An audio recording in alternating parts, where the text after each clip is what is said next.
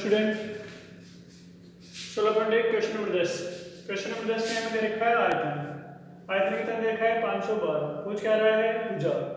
अब भुजा में पूछ रहा है तो हमेशा भुजा और आयतन दोनों में से एक चीज आपको दी हुई दूसरी आपसे पूछेगा। आयतन पूछ रहा है भुजा, आयतन में दे रखा है भुजा पूछेगा और भुजा दी हुई तो क्या पूछेगा आयतन। तो घन का आयतन निकालने का सूत्र क्या होता है, घन का आयतन भुजा की घात 3। अब जो चीज दे रखी है उसको उसके स्थान पर रख दो। आयतन में दे रखा है आयतन कितना था 512, तो यहाँ से भुजा की घात 3 दोनों ओर गए। हमें यहाँ घात कितनी हटानी है 3, कौन बचेगा भुजा। 3 घात हटाने के लिए मतलब क्यूब घन हटाने के लिए हमें दोनों ओर का क्या लेना पड़ेगा, तो यहाँ से दोनों ओर का क्या लेना पड़ेगा घनमूल। घनमूल लेने पर 512 क्या निकालते हैं घनमूल, भुजा की घात 3, इसका क्या निकालते हैं घनमूल। तो ये 512 घनमूल कितना होता है 8, तो यहाँ से भुजा की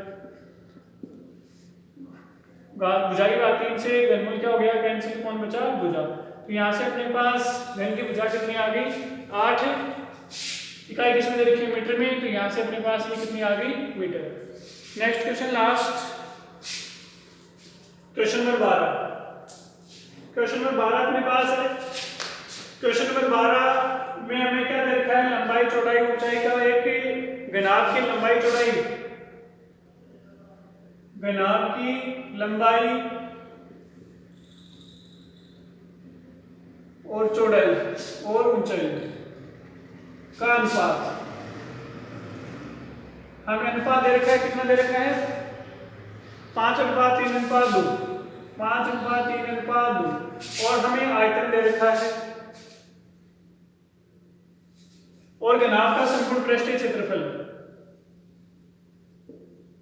घनाभ का संपूर्ण पृष्ठीय क्षेत्रफल हमें दे रखा है 588 सेंटीमीटर स्क्वायर वर्ग सेंटीमीटर।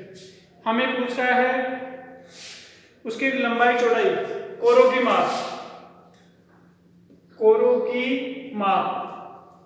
कोरों की माप का मतलब है हमें उसकी लंबाई पूछ रहा है, चौड़ाई पूछ रहा है, ऊंचाई पूछ रखी है कि जो घनाभ है उसकी कोरों की माप का मतलब है उसकी लंबाई चौड़ाई ऊंचाई, उसकी जो लंबाई कितनी होगी और चौड़ाई कितनी होगी और उसकी ऊंचाई कितनी होगी। अब यहाँ घनाभ की हमें लंबाई चौड़ाई ऊंचाई कुछ दे रखी है, उन्हीं का हमें क्या बता रखा है अनुपात, और हमें क्या बता रखा है संपूर्ण पृष्ठीय क्षेत्रफल कितना है 588 वर्ग सेंटीमीटर।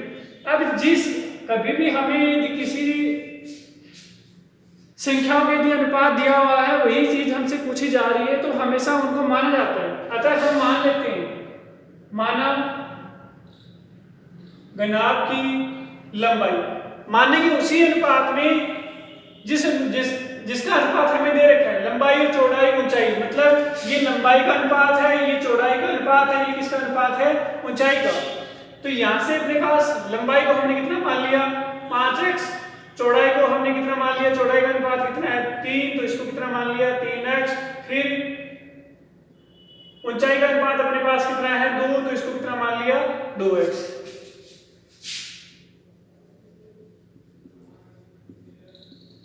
अब हमें क्या दे रखा है संपूर्ण पृष्ठीय क्षेत्रफल, क्या चीज दे रखी है संपूर्ण पृष्ठीय क्षेत्रफल। तो घनाभ का यदि लंबाई चौड़ाई ऊंचाई अपने पास है, लंबाई अपने पास 5x आ गई, चौड़ाई अपने पास 3x, ऊंचाई अपने पास 2x, तो हम घनाभ का संपूर्ण पृष्ठीय क्षेत्रफल, घनाभ का संपूर्ण पृष्ठीय क्षेत्रफल निकालने का फॉर्मूला कितना होता है 2 गुणा लंबाई प्लस लंबाई गुणा चौड़ाई प्लस चौड़ाई गुणा ऊंचाई प्लस ऊंचाई गुणा लंबाई।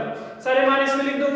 संपूर्ण पृष्ठीय क्षेत्रफल कितना दे रखा है 588, तो 558 सॉरी कितना दे रखा है 558, 2 गुणा लंबाई हमें कितनी दे रखी है 5x गुणा चौड़ाई हमें कितनी दे रखी है 3x प्लस चौड़ाई अपने पास कितनी है 3x, ऊंचाई अपने पास कितनी है 2x प्लस ऊंचाई अपने पास 2x, लंबाई अपने पास कितनी है 5x। सभी को हल कर लो। इस साइड 588 बराबर 2, 5 को 3 से गुणा करेंगे 5,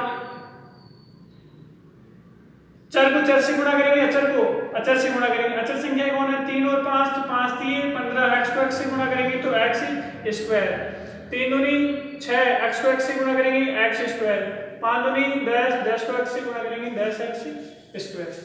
2 को इस साइड भेज दो, 588 बटा में कौन आ गया 2, ये भी x स्क्वायर, ये भी x स्क्वायर, ये भी x स्क्वायर, मतलब चर भी समान घात भी समान, तो सभी का योगफल हो जाएगा। तो इन सभी को जोड़ेंगे तो अपने पास कितना आएगा 31x स्क्वायर। इसको यदि हल करते हैं तो अपने पास कितना आता है 200, अपने पास इसमें यदि 2 का भाग लगाते हैं तो अपने पास कितना आएगा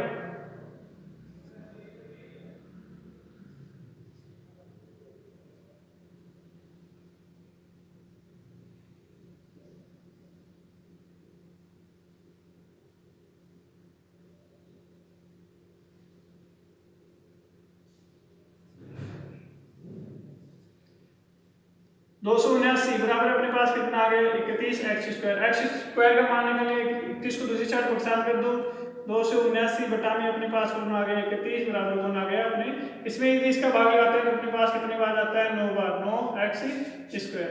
तो यहाँ से अपने पास वापस स्क्वायर अगर x का मान निकालें तो स्क्वायर हटाना पड़ेगा, तो दोनों ओर का क्या लेंगे, दोनों ओर का वर्गमूल लेने पर, दोनों ओर का यदि वर्गमूल लेते हैं तो 9 का x स्क्वायर बराबर में कौन था x स्क्वायर, वर्गमूल यदि निकालते हैं तो 9 का वर्गमूल कितना आता है 3x स्क्वायर, स्क्वायर से क्या हो जाएगा कैंसिल, तो x का मान अपने पास कितना आ गया 3। अब जहां हमने माना था वही मान वापस कर दो, हमने लंबाई को कितना माना था 5x, चौड़ाई को कितना माना था 3x, ऊंचाई को कितना माना था 2x, तो यहाँ वापस अतः घनाभ की लंबाई हमने कितनी मानी थी 5x, x का मान अपने पास कितना आ गया 3, तो यहाँ से हम कितना लिखेंगे 5 गुणा 3 बराबर 5 3 15 सेंटीमीटर। ऐसे ही चौड़ाई को हमने कितना माना था 3x, x की वैल्यू अपने पास कितनी आ गई 3, तो 3 गुणा 3 बराबर अपने पास कितना आ गया 9 सेंटीमीटर। ऊंचाई को हमने कितना माना था 2x, 2 गुणा 3 बराबर अपने पास कितना आ गया 6 सेंटीमीटर। यही हमसे पूछी गई थी कि घनाभ की कोरों की माप, अतः हम क्या लिखेंगे घनाभ की कोरों की माप अपने पास कितनी आएगी 15 9 6, मतलब लंबाई 15 होगी सेंटीमीटर, चौड़ाई अपने पास कितनी आएगी 9 सेंटीमीटर, ऊंचाई अपने पास कितनी आएगी 6 सेंटीमीटर।